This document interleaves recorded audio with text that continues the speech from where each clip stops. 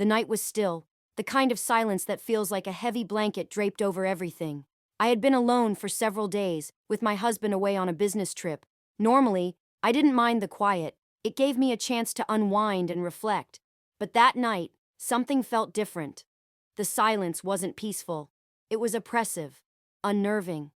I remember lying in bed trying to dismiss the unease when a sound broke through the quiet. At first it was faint, like a soft creak, but enough to make me sit up and listen more closely. My heart began to pound as the sound grew clearer. Footsteps. Someone was in the house. A wave of panic hit me, but I forced myself to remain composed. I reached for my phone, but before I could call anyone, the bedroom door began to open slowly. My breath caught as two figures appeared in the doorway, dressed in black with their faces partially concealed. Intruders. They had come to steal. I froze, unsure of how to react. Should I scream? Try to escape? But something about their presence held me in place. They didn't seem hurried, as I would have expected from thieves looking to grab valuables and flee. Instead, their attention was fixed on me, their gazes intense and commanding. One of them stepped closer, and it was then that I realized this wasn't just a burglary. They weren't here only for material things. The atmosphere in the room shifted, charged with an energy I couldn't fully understand. It was almost electric, and my skin tingled with a mix of fear, confusion, and, to my own shock, a hint of something else. The second intruder, who had stayed near the door, finally spoke. His voice was low and almost mesmerizing. "We're not going to hurt you," he said, but there was an undertone in his words that made me shiver. His eyes locked onto mine, and I found myself unable to look away. I should have been terrified, and yet there was something magnetic about the way they held themselves, their confidence, their control. Before I could process what was happening, the first intruder was standing beside me. He reached out, brushing a strand of hair away from my face with surprising gentleness. The touch was soft, almost tender, completely at odds with the situation.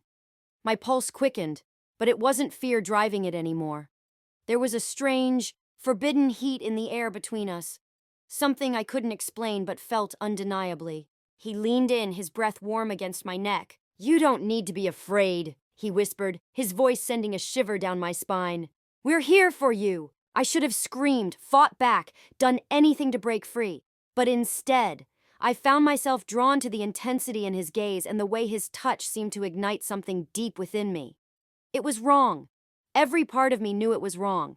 But my body wasn't listening. My cheeks flushed with heat, and the tension between us grew thicker. The second intruder moved closer now, his dark eyes filled with an unsettling combination of danger and desire. He stood at the edge of the bed, watching me with a hunger that was as frightening as it was thrilling. I realized there was no escape, not because I was trapped, but because in some twisted way I didn't want to leave. The first man's hand trailed down my arm, his touch light yet electrifying. "We won't take anything you're not willing to give," he murmured, his voice smooth and deliberate. His words carried a double meaning that made my heart race even faster. I struggled to regain control of my thoughts, but it was no use. The room seemed to close in around us, the air thick with anticipation that made every nerve in my body come alive.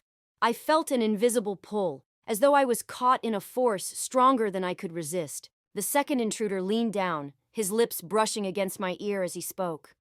"You're in control here," he murmured, his voice as soft as velvet. But the truth was, I felt anything but in control. They hadn't just entered my home, they had taken over my senses, my thoughts, and my will. I was no longer held captive by fear, but by the sheer intensity of the moment. The overwhelming pull of attraction coursed through me, making it impossible to think clearly. Both men moved closer, their bodies flanking mine on either side.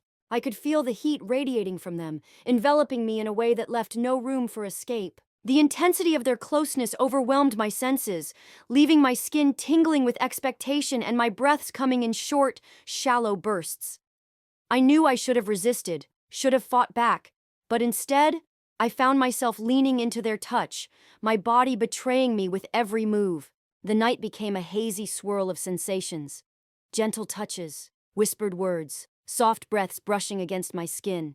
Every part of me felt alive, every nerve ignited as they explored me, claiming parts of me I hadn't even known were theirs to take. It was all-consuming, overpowering, and unlike anything I'd ever experienced. Time seemed to stand still in the heat and forbidden thrill of the moment as they took control, their hands gliding across my body, their lips leaving trails of fire wherever they grazed. It was a feeling I couldn't compare to anything else, so deeply wrong and yet utterly intoxicating.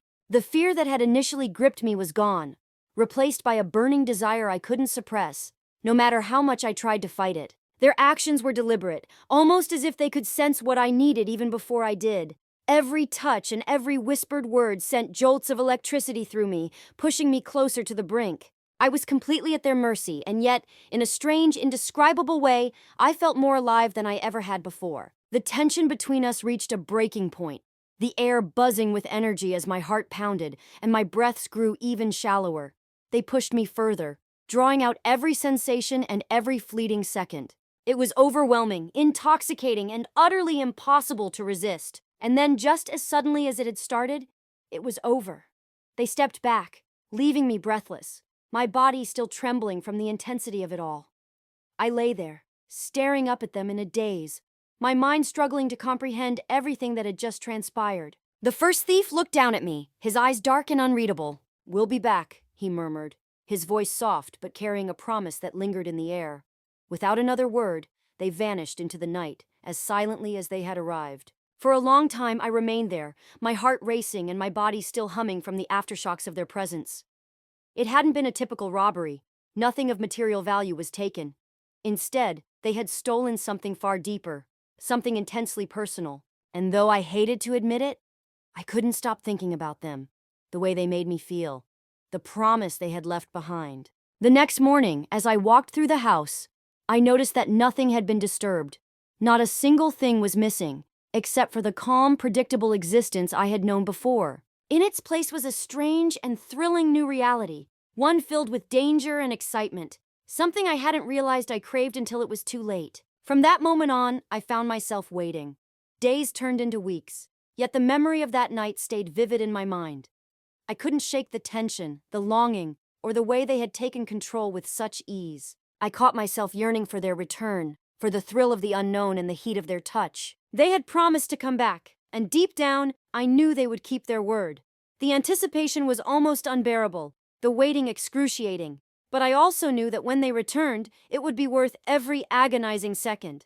And when they did, I would be ready. So if you've ever had an experience like this, or even imagined one, be sure to like this video and subscribe to my channel for more gripping stories. You never know what's coming next.